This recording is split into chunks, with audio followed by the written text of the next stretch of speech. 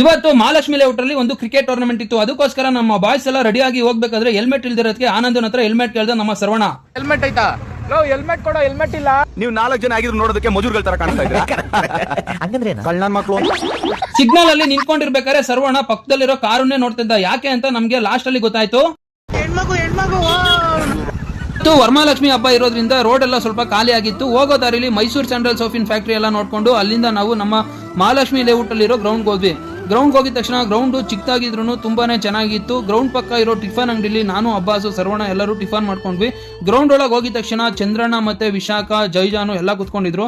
ಚಂದ್ರಣ್ಣ ಅವ್ರದ್ದು ಸ್ವಂತ ಊರು ಯಾವ್ರು ಅಂತ ಕೇಳಿದಕ್ಕೆ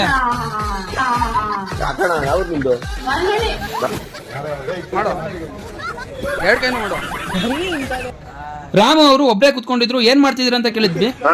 ನನ್ನ ಹತ್ರ ಒಂದು ಸ್ವಲ್ಪ ಕಲೆ ಇದೆ, ಅದನ್ನ ಪ್ರೂವ್ ಮಾಡ್ಕೊಳ್ತೀನಿ. ಬ್ರಾವ ಅವರು ತುಂಬಾ ಬೇಜಾರ ಮಾಡ್ಕೊಂಡಿದ್ರು. ಯಾಕೆ ಅಂದ್ರೆ ಸುಮನ್ ಅವರು ಈ ತರ ಮಾತಾಡ್ತಿದ್ದಕ್ಕೆ, ನೋಡುಪ್ಪ, ನೀನು ಲವ್ ಅಲ್ಲಿ ಬಿಡುವಕ್ಕಿಂತ ಮುಂಚೆ ನಿನ್ ಜೀವನದಲ್ಲಿ ಏನಾಯ್ತು ಅದೆಲ್ಲ ನನಗ್ ಬೇಕಾಗಿಲ್ಲ, ಆಯ್ತಾ? ಇವಾಗ ನನ್ ಜೀವನ ಏನಾಯ್ತು ಅದೆಲ್ಲ ಬೇಕಾಗಿಲ್ಲ. ಟೈಮಿಗೆ ನಮ್ಮ ವಿಕ್ಕಿ ಅವರು ಕೂಡ ಬಂದ್ರು. ಅಲ್ಲಮ್ಮ ಡೋಲಮ್ಮ ವಿಕ್ಕಿ ಅಂದ್ರೆ ಮಾಸಮ್ಮ, ವಿಕ್ಕಿ ತಗ ಇಟ್ಕೊಂಬೇಡಿ ಆಗ್ತೀರಾ ಕ್ಲೋಸ್ ಅಮ್ಮ. ಡುಂಪ ಅಪ್ಪ ಡುಂಪ ಡುಂಪ ಡುಂಪ ಅಪ್ಪ ಡುಂಪ ಡುಂಪ.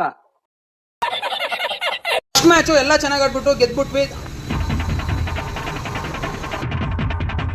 ನಮ್ಮ ಬ್ರಾವೋ ಗ್ರೌಂಡ್ ಇಂದ ಆಚೆ ಸಿಕ್ಕಿಸ್ಬಿಟ್ಟ. ಎಲ್ಲರೂ ಚೆನ್ನಾಗಿ ಆಡ್ಬಿಟ್ಟು ಸೆಮಿಫೈನಲ್ ಗೆ ಎಂಟ್ರಿ ಆಗ್ಬಿಟ್ಟು ಈ ತರ ಮಾತಾಡ್ಕೊಂಡ್ವಿ.